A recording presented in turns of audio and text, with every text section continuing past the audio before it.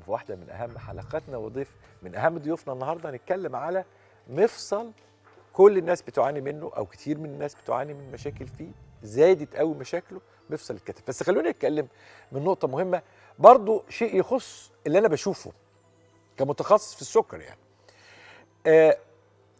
كتير من مرضايا في الفترة الأخيرة أو ناس كتير بنشوفها بيهملوا العلاج. كتير من الناس بتهمل العلاج للأسف. وأنا يعني الغريب انه الاهمال بقى متزايد، رغم المفروض ان العكس يحصل. يعني اهمال العلاج بقى موجود في ناس مثقفه، تلاقي حد بيشتغل شغلانه محترمه جدا، مثقف متعلم وبيهمل علاجه. انا بابا هتجنن علاج السكر. فنلاقي بدات تحصل مشاكل في الكتف من السكر المهمل، ويصل الكتف في مشاكله لدرجه انه يتحول لاستفنس والام شديده جدا مع خشونه، او بمعنى صح ليميتد في الموفمنت، ليميتيشن، حركه بتبقى محدوده قوي. تبص تلاقي الانسان مش قادر يرفع كتفه، مش قادر يرفع ايده، مش قادر يمد ايده يجيب حاجه، دايما ايده مزنوقه كده. حتى يسموه هم فروزن شولدر. فروزن شولدر التسميه دي جايه من انه كانه اتجمد، زي ما تجيب انت فرخه وتجمدها كده، تيجي تمسكها مش قافشه في بعضها. طبعا السكر لو اهمل بيعمل حاجات تانية زي الديبيوترن كونتراكشرز، مثلا اليد المخلبيه، زي مثلا كاربال تانل سندروم. ده بيحصل مع اهمال السكر. بس الكتف مشاكله كتيره، وكتير من الناس بتلاقيها دلوقتي تقول لك انا ما بقدرش ارفع ايدي. الستات بالذات، عايزين نفهم ليه الستات اكتر كمان ما بتقدرش تسرح، ما بتقدرش تجيب حاجه من شيء عالي. ده الكتف مشاكله قد تصل الى ديسابيلتي يا جماعه. يعني لو انسان شغله معتمد على حركه، خلاص، وده كتير، وكل الناس معتمده الكتف بالنسبه للناس كلها.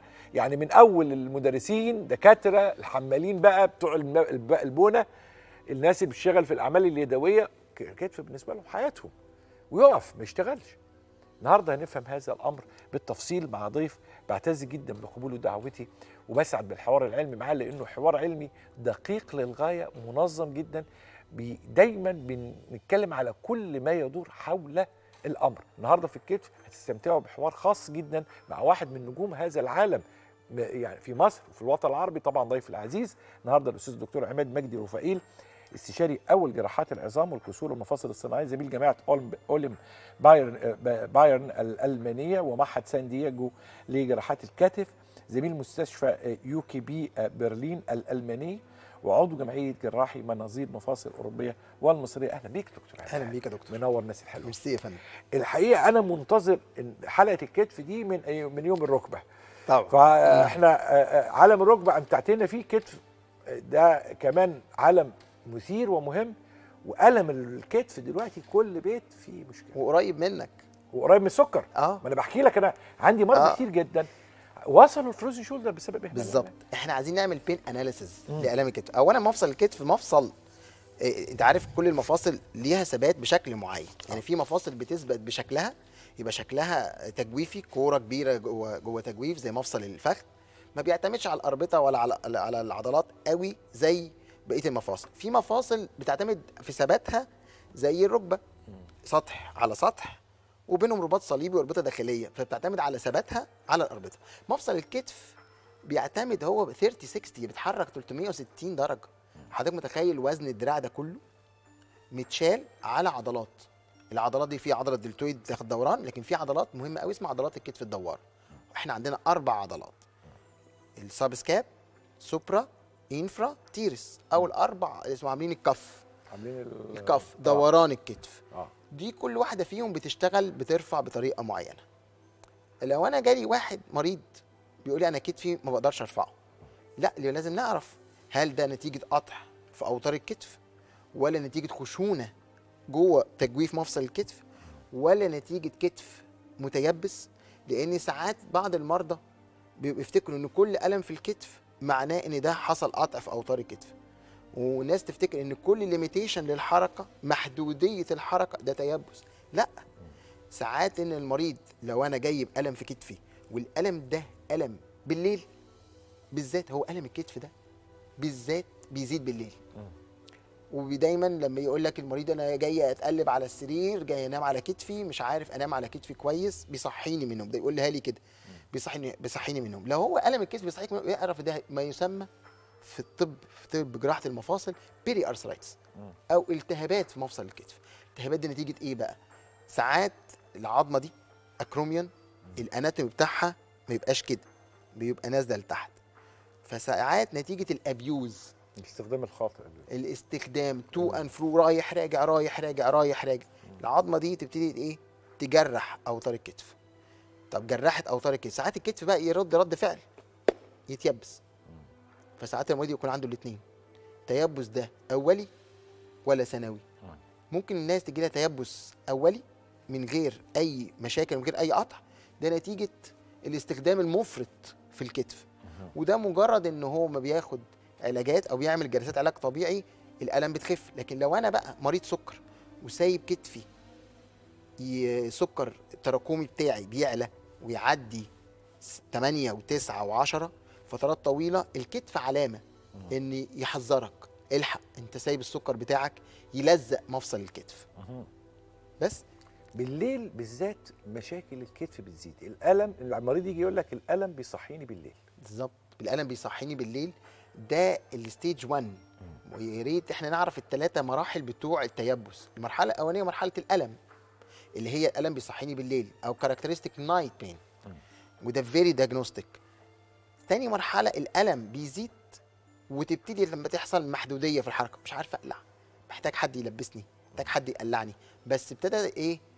الكتف حركته تبقى محدوده لكن لسه بيتحرك.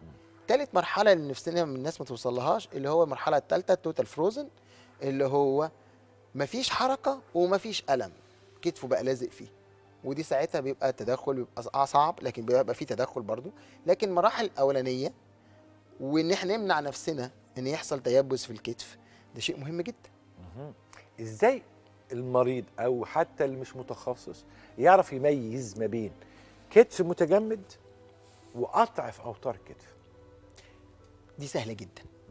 لو انا كتفي قادر اجيبه بشيله بايدي التانية بس بيجي معايا في كل الاتجاهات، يبقى ده مش متيبس.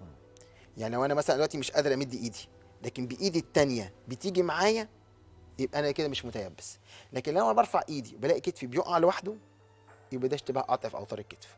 يعني انا بعمل ايدي كده، باجي ارفع مش قادر، باجي اعمل ايدي كده، اجي ارفع مش قادر، كتفي بيقع، اعرف ان ده قطع في اوتار الكتف. ممكن يكون قطع جزء، وممكن ما يكونش مقطوع قد ما يكون وهو مرهق.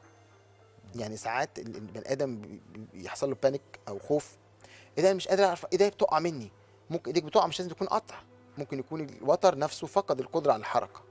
وفي حاجه نادره بقى كمان مع مريض السكر، هل حضرتك تعلم ان في عصب بيتخنق اللي هو السوبرا سكابلر نيرف، بيتخنق كتير جدا مع مريض السكر والناس اللي بيقعدوا مكفيين لقدام. العصب ده بيدي العضلتين اللي بتوع عضلات وتر الكتف، ساعات بيبقى مخنوق والعين بيشتكي بألم من ورا مش من قدام.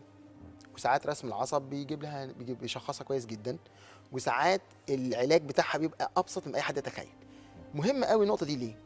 لان ساعات احنا بنظلم كمان دكاتره العلاج الطبيعي، بنقول له روح اعمل علاج طبيعي على الكتف. لا، انا لو مشخص المريض ده عنده اختناق في العصب او عنده قطع جزئي او عنده قطع كلي او عنده تيبس او عنده الاثنين، بسهل مهم الدكتور العلاج الطبيعي جدا، بيبقى مركز وعارف هيشتغل على انه وتر وعارف هيشتغل عنه مرض. لان العلاج الطبيعي بيلعب دور كبير جدا. ولو استنفذنا الوسائل السلميه ان احنا نعرف السبب، نظبط السكر، ناخد ادويه، نعمل جلسات علاج طبيعي، تشينج اللايف ستايل، غير اللايف ستايل، الحركات الدائريه التكراريه، الستات بيشيلوا السجاد وينطروه ويجيبوا المراتب ويشيلوها ويجيبوا شنط ويحدفوها. وفي الرياضه ساعات الناس بيقسوا على بعض في الجيم قسوه جامده، ساعات بيشيلوا الطريقه غلط وبيشيلوا فوق طاقتهم، و... ويسخنوا مع بعض في الجيم، ويقطعوا لي اوتار الكتف. وبيحصل مشاكل كبيره جدا. وكره القدم فيها مشاكل في الكتف كتير، رغم انها كره القدم بس الوقعه فيها على الكتف بتبقى خطيره جدا. بالظبط بالظبط. ليه المنظار بقى مش يعني هو الحقيقه المنظار مفرح بالنسبه لنا، يعني هو وشيء عظيم جدا، نقله كبيره في الجراحات، بقى له اليد العليا دلوقتي المنظار طبعا. او دلوقتي كان زمان مشهور ان احنا بنصلح قطع اوتار الكتف بالجراحه العاديه او الميني اوبن، فتحه صغيره هنا لا تعدى 2 3 سم. طب احنا ليه بنحب المنظار اكتر من كده؟ انا هشبه لك مفصل الكتف ده زي شقه دوبلكس. اوكي، في دور تحت ودور فوق. يعني 70% من المرضى اللي عملنا لهم عمليات منظار كتف اكتشفنا مشاكل تانية واحنا جوه الكتف ما كانتش باينه ولا في الاشعه ولا كانت باينه في الكشف، بس بنكون محضرين لها وبنتدخل معاها. يعني مش هنسى مريضه عندي سنها كان صغير 35 سنه وكانت بتشتكي بقطع في قطر الكتف. لما دخلنا بالمنظار وتعاملنا مع مفصل الكتف ده زي ما قلت لحضرتك هو جزئين، تشوف الوتر من تحت ومن فوق، انترا واكسترا ارتيكولار. مفصل الكتف عباره عن مفصل كتف وسب اكروميال سبيس او الجزء اللي فوق الاوتار. فاحنا بنبص على الاوتار من فوق ومن تحت. ساعات القطع يبقى من فوق وساعات القطع يبقى من تحت جوه المفصل، وساعات من الاثنين، وساعات في اوتار مقطوعه وقطع بسيط وعامله مشاكل.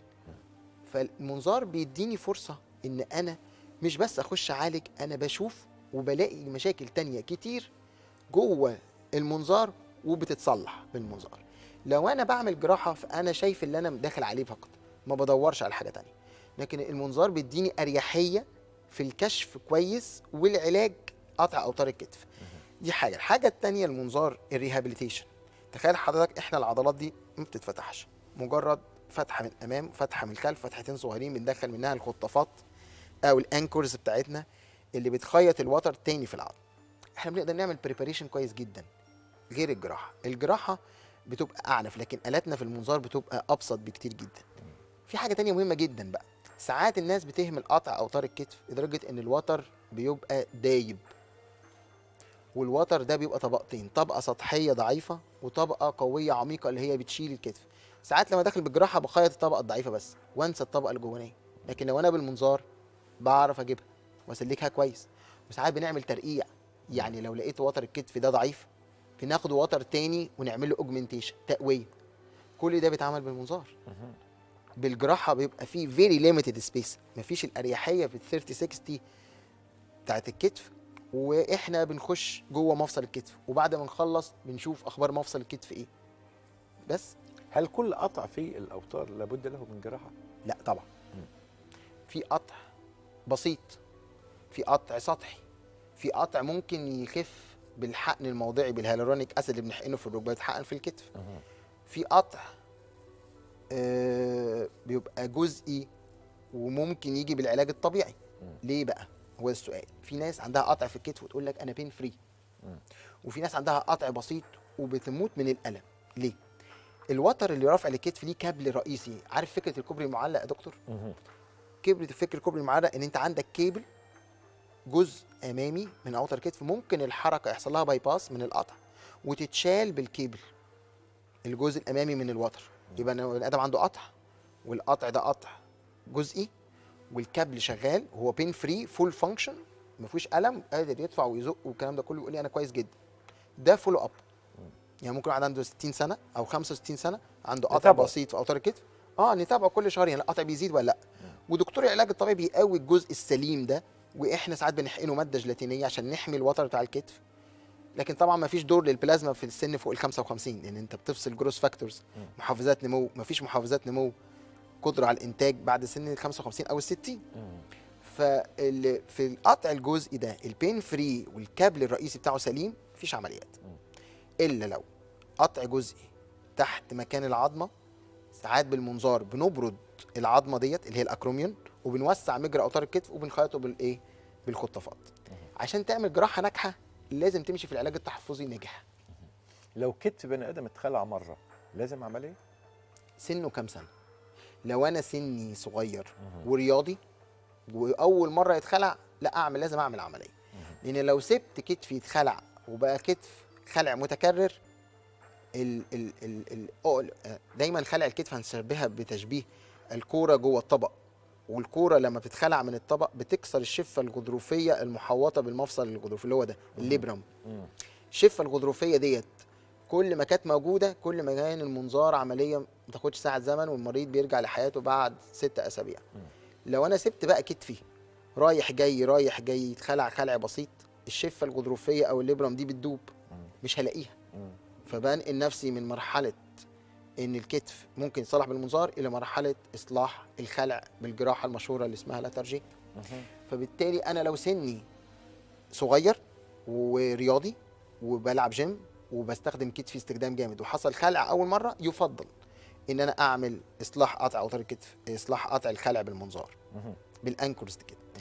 لو انا اهملته وحصل خلع متكرر واصبحت الاصابه مش في الانسجه، الاصابه كمان في العظم، بضطر اعمل جراحه المشهوره العالم الفرنساوي اللي عملها واحنا بنحبها جدا كجراحين كتف، اسمها لاترجي. لاترجي انا بنقل العظمه دي اللي هي الكوراكويد وبحطها قدام مع جزء بالعضله بتاعتها، بتعمل عارف فكره الباب لما يجي يتفتح الستوب اللي بنحطها في الارض، نفس الفكره. ستوبنج شتوفه، يعني بالالماني كده بنحب شتوفه، يعني بتلاقي كتفك يتخلع يلاقي عظمه صدها. طبعا هي عمليه ممتازه جدا، لكن هي جراحه، والجراحه كويسه جدا، لكن هي اعنف من المنظار.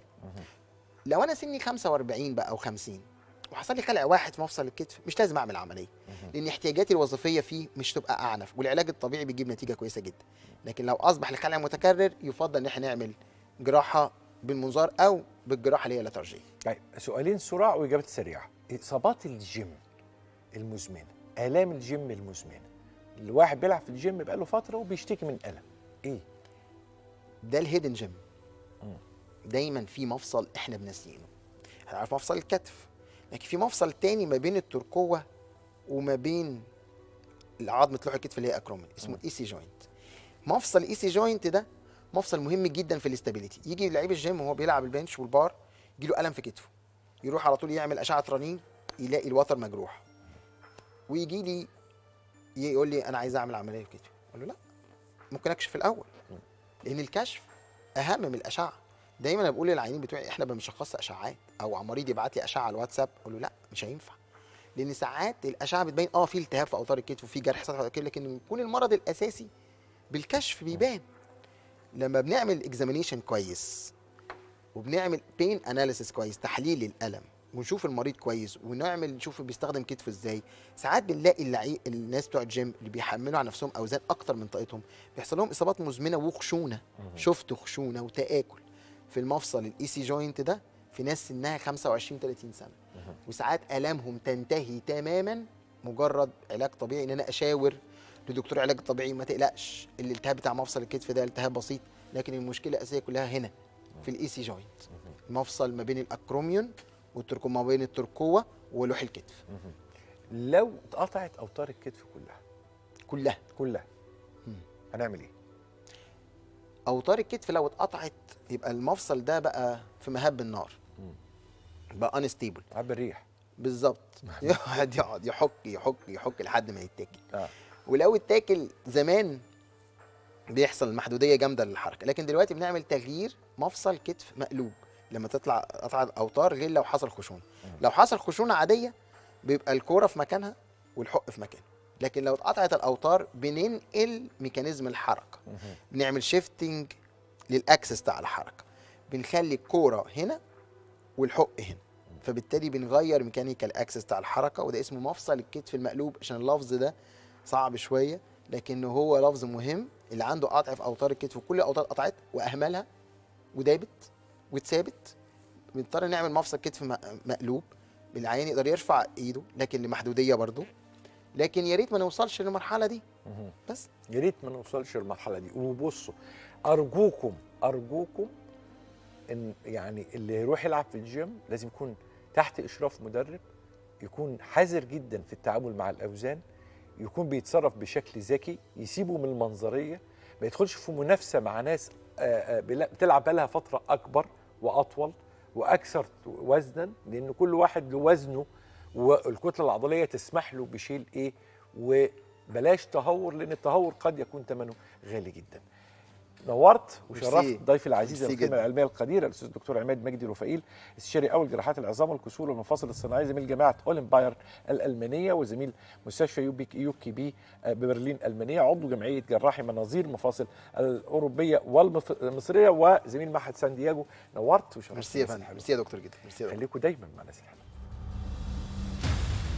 كتير من الناس عملت ليزك، كتير من الناس ناويه تعمل ليزك، كتير من الناس عملت وبتتابع، لانه ده برضو يعني لازم يبقى في الثقافه، انا عملت ليزك هل لازم اعمل تشيك اب؟ ده من ضمن الاسئله اللي هسالها لضيفي. العضلات اللي جوه العين بتحاول تعمل فوكس على مسافه محدده طول الوقت، بتجهد بعد عدد معين من الساعات، فممكن تحس برضو ان نظرك مش قوي زي الاول. البي ار كي ان انا ان انا بسلط شعاع الليزر على سطح القرنيه، بنشيل بس شويه الخلايا بتاعه الخلايا، بس طبقه بسيطه من الخلايا.